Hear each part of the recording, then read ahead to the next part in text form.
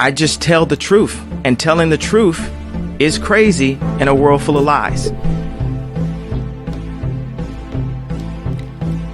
If you mix brilliance with bravery, that we can ignite something. Even this conversation alone can ignite the people.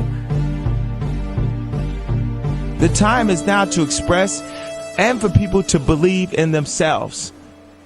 The time is now for it to be okay to be great. People in this world shun people for being great, for being a bright color, for standing out. But the time is now to be okay to be the greatest you. Hey guys, what's up? It's your girl Kelly. We're back with another video.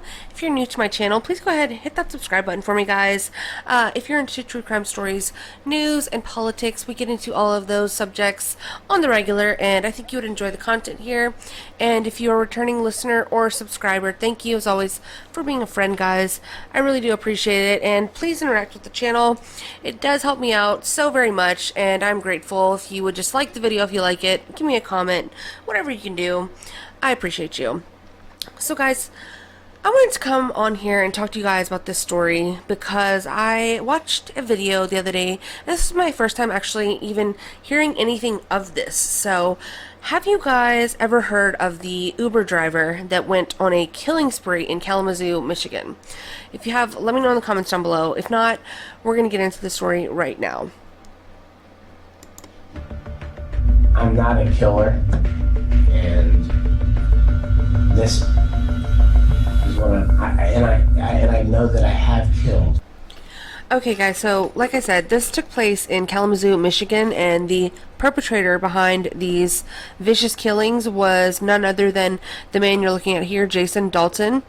And he did these acts on the night of February 20th, 2016, and while he was doing all of these different murders, which appeared to be completely random and had no rhyme or reason nor motive behind any of them, it would appear, he was also in the process and in fact did pick up or Uber rides.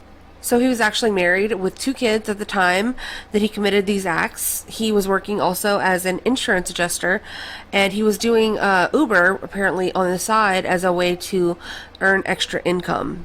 But everything had been going fine for about a couple weeks until he alleged that something odd began to happen with his app. So he later went on to tell police that his app was starting to send him signals or messages that were starting to disturb him. And so he went on to say that basically the Uber app made him go into this rampage where he ended up killing 6 people who he had no previous knowledge of and had no motive for killing them. So on the night of February 20th, 2016, he began by picking up some passengers that needed a ride, and there was one in particular, a man who was picked up and started off as a normal interaction. But later on, he got a phone call, but this phone call actually upset him. And after hanging up this call, he was visibly irritated and completely switched in his demeanor, according to the passenger who rode in his vehicle that night, right before this killing spree began. So he later said to the 911 dispatcher, "I just had to get out of the car because I was scared." He was driving 50, 60 miles per hour. He hit a car. He drove through the median. It was crazy. The caller told the dispatcher, Dalton, driving a silver Chevrolet Equinox with his dog in the back seat, sideswiped a car on West Main Street near Henderson Castle. It started off normal, and then all of a sudden he started driving super crazy, Mellon said. Mellon's fiance posted a screenshot from the Uber with Dalton's picture on Facebook, telling people not to use him for Uber. The post was widely circulated. So that was the first kind of alarm that something bad was about to happen. So after this interaction, he actually was quoted also, which was terrifying, as saying the following. Jason advised he went around a corner and hit a car. He advised the passenger he had picked up for Uber was still in his vehicle and he was going nuts. Jason said the individual was telling him to stop the car. Jason advised in a higher pitched voice, "Don't you like the ride, sir?" Jason advised he accelerated and was driving into oncoming traffic, going even into the slow lane of traffic, zigzagging through it where he was driving over sidewalks and unable to make turns. He advised the passenger was telling him to let him out of the car. Jason stated he kept asking the individual in a high-pitched voice, "Is this your destination, sir? Is this your destination, sir?" He stated the guy was using a crying voice, advising that he wanted to be let out of the car. Jason advised he continued driving at a high rate of speed, where he made some quick turns, and then the vehicle came to a stop. The passenger jumped out of the car, and at this point, Jason stated he then said to the subject who had exited the car in a high voice, "You got to your destination, sir," and then he took off as fast as he could go. He said it was like the vehicle was just taking him. Can you imagine it? Just imagine someone driving like that with you in the car and start to screech at you in a high-pitched voice those phrases. I mean, I couldn't. I don't even know. I don't even know what I would do. So after this passenger was able to escape from this horrible man, and his fiance posted the picture on Facebook and alerted police via 911, he actually ended up going to his home and basically getting ready for some sort of war, it would appear. So he put on a tactical vest and loaded up several guns, a Glock 9mm pistol, and loaded up the magazines and loaded everything into his car. And this is when he decided to head to the Meadows to try to pick up this person by the name of McKinney. So he was driving around the complex searching for this customer, and he ended up driving past a black woman who was looking over several children who were playing outside, and he asked this woman if she was this McKinney that he was searching for. She said that she was not, and so he began to drive off as she had asked him why he was asking. So this is when he told her that he was an Uber driver searching for his customer by the name of McKinney. So after trying to drive off, he then drew his weapon from a holster on his right side, and he shot several rounds at this woman in front of all of these children and hit her several times as she was then knocked to the ground. And it was at this point that Dalton ended up taking off in his vehicle once again, and this time he was going to meet up with his wife to get a different car. So he had wrecked already, mind you, at this point a couple times after having picked up the first customer, and he also ended up wrecking his car and hitting another vehicle on his way out of this apartment complex after just shooting his first victim. He had a conversation with his wife at the home of his parents, basically telling her that he had been targeted as he was driving customers around in his Uber, and he gave her a gun and told her that if she saw anything on the news that night, it would be from him, and it would explain the reason for his behavior. So he also told her that the kids would not be going to school the next morning. I don't know. If it was me, I feel like that would have set off some major red flags for me. It's one thing to say, you were targeted, and if you see something on the news, then it has to do with me. I mean, especially if he said that he was being attacked or targeted while he was driving an Uber, I could see that making the news. But then to tell me that my children won't be going to school in the morning, I don't know. It doesn't really make sense for me. So tonight, the lawyer for the family of the Kalamazoo shooting suspect explains why his wife didn't call 911. Jason Dalton gave her a gun, told her she would not be returning to work, and that she would find out why on the news. Did she ever think to call 911? She did not. Never. never even contemplated the idea. She did not, and she didn't know of any of these events, as I said, till the sheriff's deputies arrived. Attorney Paul Velakis is representing Jason Dalton's wife, Carol, and his parents. Police reports released yesterday revealed new information about the interaction between the Kalamazoo shooting suspect and his wife following the first shooting. Sheriff's Office documents show that Carol didn't believe Jason when he told her a story about getting into a fight with a taxi cab driver because Jason was avoiding eye contact. Jason had asked her to meet him at his parents' home because he needed to swap cars. He claimed the taxi driver sideswiped him and fired a shot. Jason was driving for Uber and claimed that the taxi driver was upset he was taking away business. Carol wasn't sure what happened, but didn't believe necessarily that it had been shot at. Clearly there was damage to the vehicle. Investigators later revealed that the damage was caused by Jason's erratic driving. A police interview with Carol goes on to say that Jason gave her a loaded gun and told her to stay at the home, adding that she would not be returning to work and the kids would not go back to school. When she asked him what he was talking about, Jason replied that she would see what he was talking about on the news and that it probably wouldn't say his name, but as soon as she saw it on the news, she would know it was him. That wasn't enough for her to call police. She didn't believe that to be the case. He was acting rationally, and his concern was all in the context of the scrape that he described with the taxi driver. Velakis says she searched local news online but found nothing.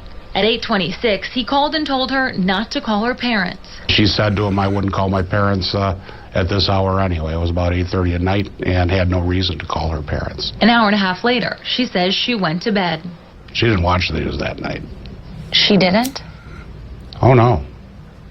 No, they watched movies and they were sleeping by 10 o'clock. That's bedtime. She says she didn't learn about the shootings until police knocked on the door later.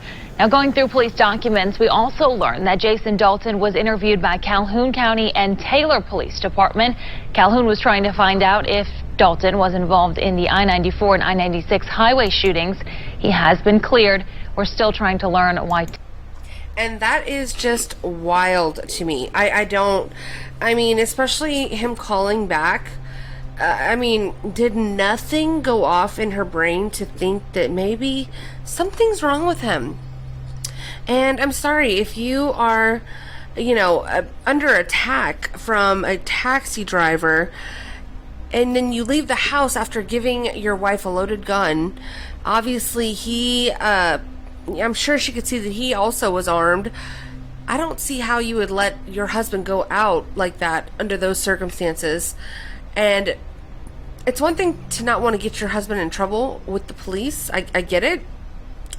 But to just completely brush it off, especially him calling at 8:30 saying, don't call your parents. I mean, and then you can go to bed an hour and a half late. I'm sorry. I would not have been able to sleep. I would have been trying whatever I could do to figure out what was going on. I mean, did you not think to go look at the car that was in the garage? Did you not think to try to maybe follow him as he was leaving the house? I don't know. I mean, I get it, like to a certain degree. Maybe she had seen this sort of erratic behavior from him before. Maybe he had some mental issues that she knew that he would blow off some steam and then come back and everything would be fine. But it just seems like after everything that we know, I don't know how the wife could have just gone about her night completely unsuspecting of anything that was odd about this interaction or this behavior from her husband, and not think to try to do something, whether it be alert the authorities or just follow him or whatever you can do. I don't know. So after leaving the house where he had spoken to his wife and given her a gun and made those comments to her, he actually ended up picking up a few more customers with his new Chevrolet HHR, which was the car that he had swapped his Equinox out for. And this was actually his parents' vehicle because his wife's Hummer actually would not start, which you would think one might take that as a sign, but apparently not for Jason Dalton. He just continued about his plan and drove this vehicle to pick up several more passengers. So he later went on to say that he drove to Sealy Wright Ford, which is a BMW dealership, and he was describing that there were a couple of black cars that were circling him, and that the Uber app was telling him to look at the black BMW. So he drove over to an area of the parking lot where there was a father and son who were actually looking at a black BMW vehicle at this dealership. So he got out of his car, and instead of looking at the car, he shot at 53-year-old Richard Smith and his son, 17-year-old Tyler Smith, while Tyler's girlfriend was in the vehicle watching the entire scene unfold before her very eyes. And at this point, he was driving his parents' dark-colored Chevrolet HHR. So after he shot these two individuals, this father and son, he pulled on the handle of one of the BMW cars, I guess in an attempt to maybe see if it was drivable, or if he could see if he was able to commandeer this vehicle. When that was a no-go, he then got back into his vehicle and sped off. And this was actually witnessed by onlookers who actually called in a 911 call. But it wasn't long until he found more victims that he was going to target at the parking lot of a Cracker Barrel. So after picking up another rideshare customer and dropping them off, he was then in the parking lot of a Cracker Barrel restaurant where he began to notice, this time, white cars. So apparently this unnerved him to the point that he got out of his vehicle once again and approached a lady in a white van. He said he walked up to her and asked her if she could spare $1 to, quote, make America great again. Okay, yeah. Anyways, we'll just not allow any MAGA slander. But anyways, we continue. So the woman advised Jason that she didn't have $1 to spend. So it was at this point that he shot the woman, and he then turned his attention to a car full of people who were screaming in the very next vehicle over, and he proceeded to shoot all of the people in this car. He said later that it was like the app was telling him where to shoot. He says he remembers shooting a small person in the head, and when asked what he meant, he said in a soft voice, a young girl. And he advised after he shot these people, he got back into his car and left the scene. So upon leaving the Cracker Barrel parking lot, he indicated that there were 2 white vans that pulled in.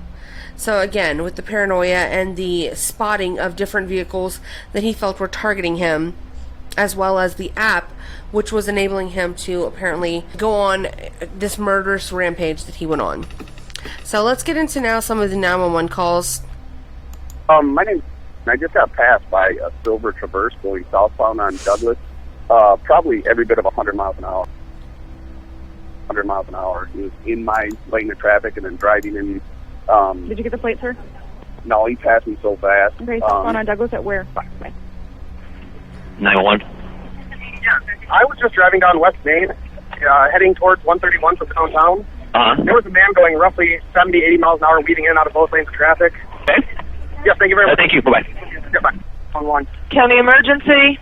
Hi, I'd like to report a crazy driver. I just got an Uber to my friend's house, and on the way there, he was driving neurotic down West Main. He hit a car. He drove through the woods, and I finally just jumped out. Where's this at? Where are you at? I'm on Huron Street, off Nichols. Okay. I got his license plate number when I jumped out of the car. Where'd you jump out of the car at?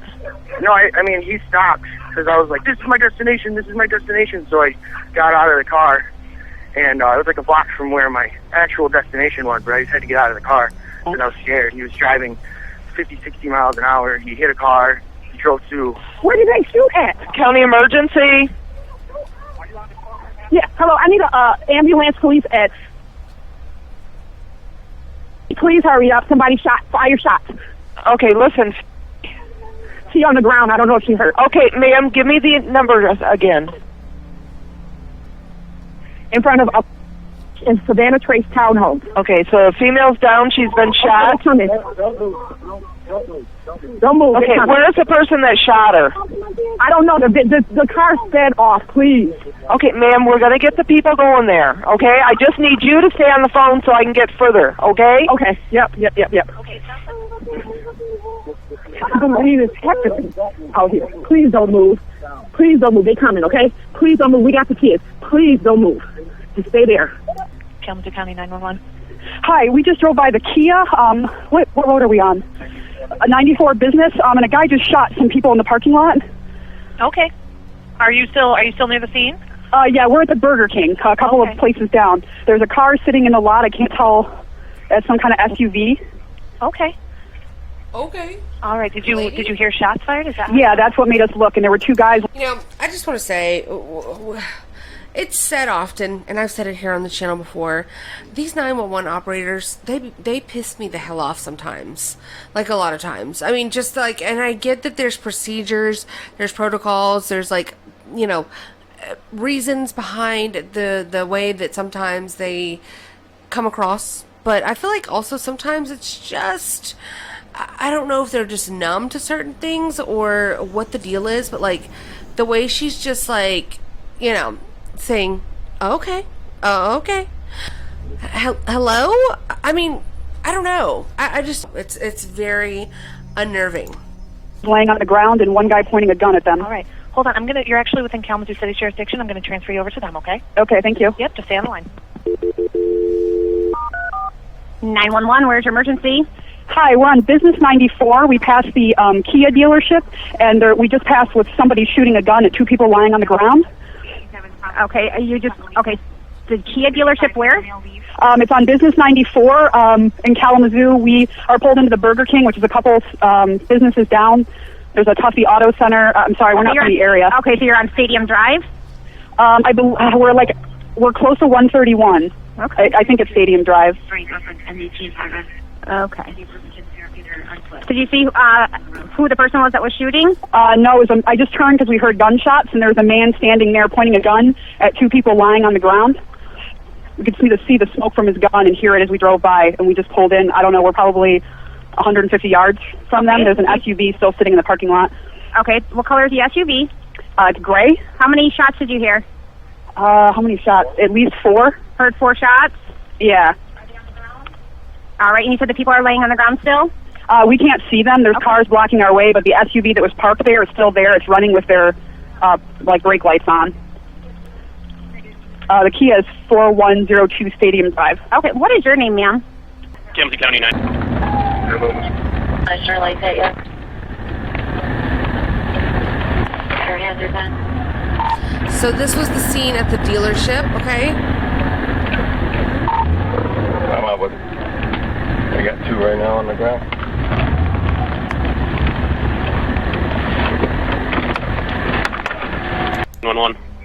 I'm at the Kalamazoo Cracker Barrel, and there's been gunshots in a car. There's gunshots in a car?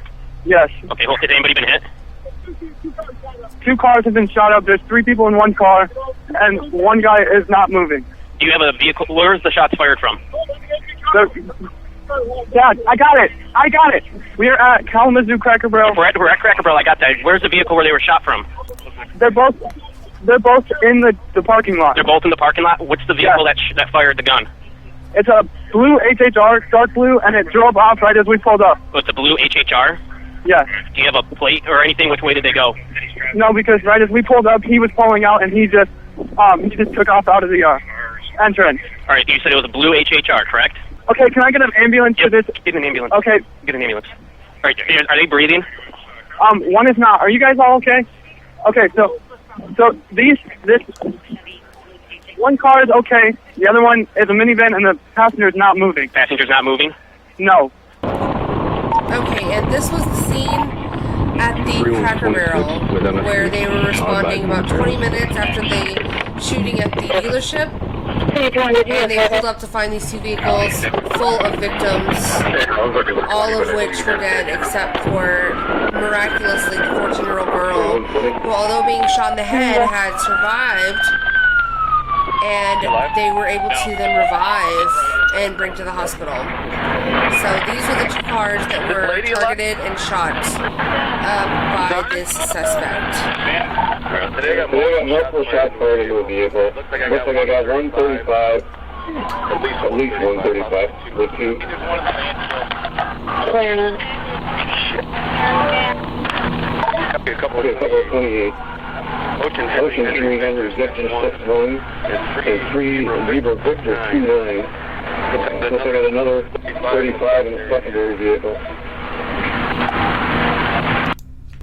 So those were the different 911 calls that were placed in relation to this killing spree that this man went on throughout the night. There was many more that were from people that were watching him either hit other vehicles, or they were the vehicles that were being sideswiped or hit by him. There were also people who called in concerns about his erratic driving or speeding, and there were countless phone calls that were placed that night in regards to this man and his behavior. But it took about 8 hours for the police to finally catch up to him and apprehend him. And so after the shooting spree that he went on, where he killed 4 people and injured gravely a 14-year-old girl at the Cracker Barrel, well, it was at this point that he actually went on to pick up a couple more customers and proceeded to continue driving as if nothing had happened.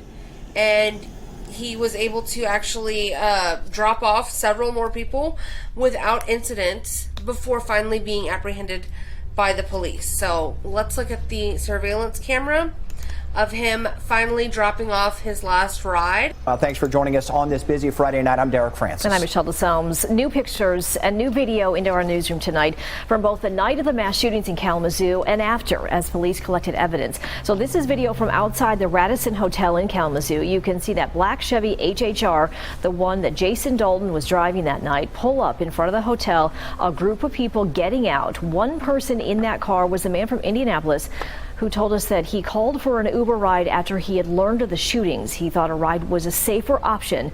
Instead, he unknowingly found himself face to face with the accused killer. Also, police released hundreds of photos of the shooting scenes as well as evidence taken from Jason Dalton's home. You will see more than a dozen guns belonging to Dalton, 11 long guns and 4 handguns as well. Also seized in that search of his home, dozens of boxes and Ziploc bags full of ammunition, as well as multiple knives on Jason Dalton's home. Now, the pictures from these shooting scenes meanwhile give an idea just how many shots were fired that deadly night. You'll see dozens of ballistic evidence markers and also those bullet holes you just saw. They also give us a glimpse of that Chevy HHR you saw in the video and the handgun found on Jason Dalton by the arresting officer placed on the roof of the car. Meanwhile, Dalton currently awaiting a mental competency exam to determine whether he is fit to go to trial. He'll be back in court in May at the very earliest. I mean, my God, imagine being those customers, those people who took an Uber and ended up in the vehicle of the person who had been reported all over the news as the killer who was on a murderous rampage going around killing random people. And I'm sure it was being reported at that time that this man was an Uber driver. So why you would think that an Uber was your safest ride at that point, I'm not really sure about that one. But they should probably count their blessings, because they seriously dodged a bullet on on that last ride, because shortly thereafter this was the scene of him getting arrested. So shortly after midnight, after dropping off the last passengers that he would interact with that night, he was then pulled over by police. Finally, after, you know, this was 2 hours after the shooting at Cracker Barrel, so he was just driving around after that, and it all came to an end at about 12:40 a.m. And Walbert.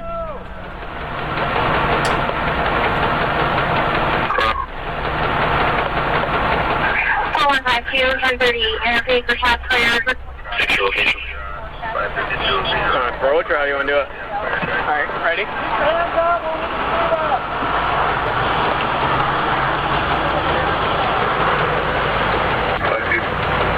Imagine approaching this vehicle. County 5106, you call. You're on a county stop on Ransom, just border county.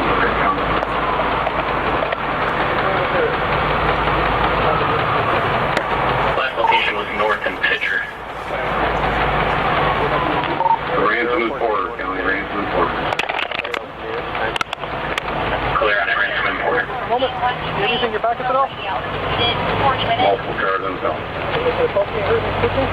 Clear on it, multiple cars, felony stop. Gun. Stuff them up.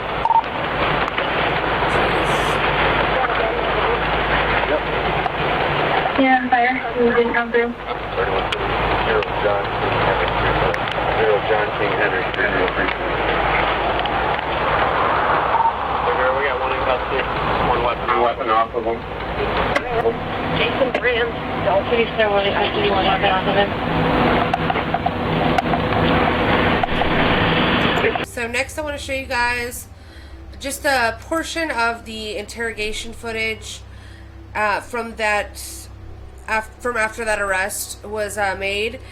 This actually aired on 2020, so I don't know how much of this I'll be able to show you guys, but I wanted to play some of these clips just to show you his demeanor and what was going on after this massacre had just taken place, and he was then arrested and brought in for questioning. I know that you guys are going to have a hard time believing this, but it literally took over mind and body. The Uber app? Yes. I wasn't believing any of it, but if it's something that's going to make him talk, you're not going to want to shut him down. It was red when I first started. Okay. I switched from red to black. Okay. When it's in that black mode, yeah, it literally has control of you. Before February 20th, 2016, Jason Dalton seemed like any ordinary family man in Kalamazoo, Michigan, a man who had just started to drive for Uber to pick up extra cash for a vacation. But that day, at 4:21 in the afternoon, he starts an 8-hour reign of terror, picking up his first rider of the day, Matt Mellon. We were going so fast, we just blew right through this. At one point, I even thought about hitting him. Finally, he slammed on his brakes. Okay, what kind of car is it? Chevy Equinox. Mellon has no idea how lucky he was, because right after that, Dalton heads home. He puts on a bulletproof vest and grabs his Glock semi-automatic. Back on the road, he drives past Tiana Carruthers, walking with her daughter and a group of her daughter's friends. Oh, we're just talking, laughing, and then all of that ended. Do you know how many people you killed tonight? I would like to just plead the fifth. Okay. We just kept asking him why. What happened? What happened in your life to make you do this? As the trial is about to begin, Dalton has another surprise, going against the expectation that he would try to plead insanity. How do you plead? Guilty. You were sentenced to a period of life in prison without the possibility. And I mean, good for him for pleading guilty and taking responsibility, but I do believe that there was some severe mental illness that was present, obviously, in this case. I mean, doesn't really make any difference, because either way, he was going to spend the rest of his life behind bars, whether it be in a mental institution or in jail. So I guess in that regard, doesn't really matter. But some might argue that he was obviously mentally ill and unstable, but maybe they just didn't believe it. I don't know. I mean, what do you guys think? Do y'all think this was mental illness or just an evil person who was out for blood that night and took it into his own hands to take the lives of 6 innocent people? So let me know your thoughts, guys. And then the last thing I want to show y'all is actually a clip from his trial in which the first victim that he shot, the woman who was standing outside with the kids at the apartment, the initial shooting, she actually testified against him. And there was a very strange moment that took place during her testimony, and I just wanted to show you guys that, just because it was something that you don't see very often during a trial like this, and it was highly sensationalized, to say the least. And I think it shows sort of mental illness might have been behind this man and his reasoning for doing what he did, if you can call it that. So let's get into this video here. It's located in my apartment complex. So is it just a couple of blocks away from where you were living? Yes. Were you guys walking or taking a car to get to the park? We were walking. And so it was you and about 5 other kids? Yes. How old were the kids? Basically, are they? No older than 11. Were there any other adults with you? No. And so you and 5 kids under the age of 11 are walking to the park. Yes. When you're walking to the park, did something unusual happen? Yes. How did it start? I was on my way walking towards the park, and a man was driving like an SUV, and he like cut us off. And he asked me, I had actually grabbed the children because, you know, he almost hit us. And so he asked me, was I Macy? Were the kids kind of goofing around and playing with each other as you guys were walking to the park? Yes. Were you in the parking lot, in the area where people normally drive? Yes, in the parking lot going towards the park. So when this car came up on you, this SUV, do you recall what color it was? I believe. I'm not 100% sure, but I believe it was silver. So the silver SUV comes up. The driver asks, "Are you Macy or Maisie?" Something to that effect. Yes. Did it seem unusual what was happening? Yes, because it's a really quiet neighborhood where we stay, and I had never seen him out there before. Were you worried about the kids at that point? Yes, because he almost like really cut us off and almost hit us. So I grabbed the kids quite aggressively to, you know, just because it just seemed really awkward to me. I just had a weird feeling inside. So your concern was for the kids, and you wanted to make sure that you kind of got them rounded up. Yes. And then what happened? Well, he pulled off, and we continued to walk. So I just told the kids to, you know, get closer to me. So we continued to walk, and a couple minutes go by, and we don't even make it to the park. Almost, we're like right there by the sidewalk, and I seen him coming, and I saw a gun. Interrogator cars. No, they gave bags. These old people, they have these old black bags. They're called they're black. They're black bags. And people drive around and you look at them. It gets real like, hey, it's time people look. And then that's when to tell people it's time to get to temple. You need to listen to your attorney, right? Yeah, you need to get to temple because you need to get going because it's called intimidator. You need to be quiet in today's proceedings, okay? Yeah. If you have anything to say, you whisper to your attorney. That's today's rules, okay? Okay.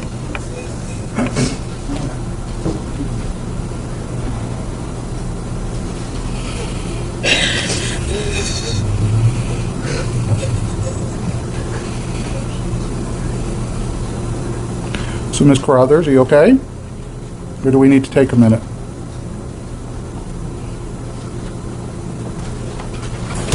Take it. Take it.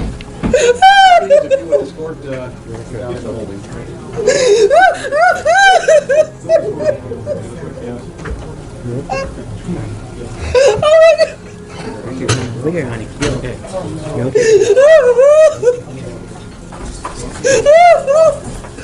Oh my God.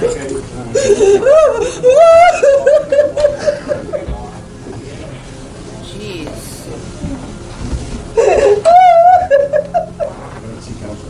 I mean, like the way the witness stand is set up, it's like they're right next to each other. Yes. You okay, son? So yeah, very peculiar, guys. I mean, I don't know. Like, to me, that's clear case of someone being mentally ill. I don't know. I'm not a doctor or a psychologist or a judge or a lawyer, but to me, he seems completely and utterly gone mentally. And, you know, doesn't seem like an act. You know, you've seen people play crazy before, and to me this seems legit. Now, like I said before, it doesn't absolve him of anything that he did. He would still, in my mind, you know, should have to pay for his crimes, being locked up for the rest of his life or even put to death. I don't believe that it is totally, in every case, wrong or like shouldn't be allowed to put to death a mentally ill person. I think that depending on the heinousness and the manner of the crime, I think that it is appropriate. But again, I don't know. I just know what I see, and he's obviously cuckoo for Cocoa Puffs, because what the hell? I mean, again, you don't see this every day, so That was his demeanor in court. He had to be dragged out of there like a 2-year-old has to be dragged out of Walmart who is throwing a temper tantrum. So, but what do you guys think? Y'all let me know. Do y'all think he was mentally ill? Do y'all think it was an act? Or do you think that he was just an evil person putting on, this performance? So, I don't know. Let me know, guys. And as far as the case of Jason Dalton goes, that's pretty much it for this particular crime. I mean, he killed 6 individuals and severely traumatized and wounded 2 others, as well as traumatized countless other victims who had to witness all of these horrific crimes. So again, we'll just go through and pay homage to these victims. Mary Jo Nye was 60. She was an English teacher at Calhoun Community High School. Okay. We have Mary Lou Nye, who was a daycare worker, 62 years old. We have Judy Brown. Judy was 74 years old. And she was a good friend to Mary Jo Nye and Barbara Hawthorne. And finally, Barbara Hawthorne was 68 years old. She was also shot and killed by this man at the Cracker Barrel along with her 4 other friends. And then we have these 2 victims here who were Richard and Tyler Smith. As I said, they were 53 and 17 years old, father and son, who were shopping for a vehicle at the time that they were senselessly killed at a BMW dealership by Jason Dalton for no apparent reason. And his girlfriend had to witness the entire event, and she was also very traumatized as well. Then we have here the 14-year-old who is named Abigail Kopf. Okay, she was with the group of women who were at the Cracker Barrel. She was also shot in the head and barely survived the entire ordeal. She's had so many different issues since being victimized by this man. She had to learn to walk and talk all over again and had to wear a helmet for months to protect her brain in the area where her skull was shattered by the gunman's bullets. So this young lady is a survivor and she's very strong, and I can't imagine what she has to deal with after being shot in the head. Very horrific thing to have to live through. So God bless this young lady right here. And then finally we have Tiana Carruthers, who was shot, and that was the lady we just saw on the stand testifying against this man in regards to her ordeal and what she had to go through. And she's pictured here with some of her children that luckily she was not taken from that night where she was senselessly shot by this man as well. So let me know, guys, what do y'all think about this case? It was a horrific crime. Again, I had never heard of this one.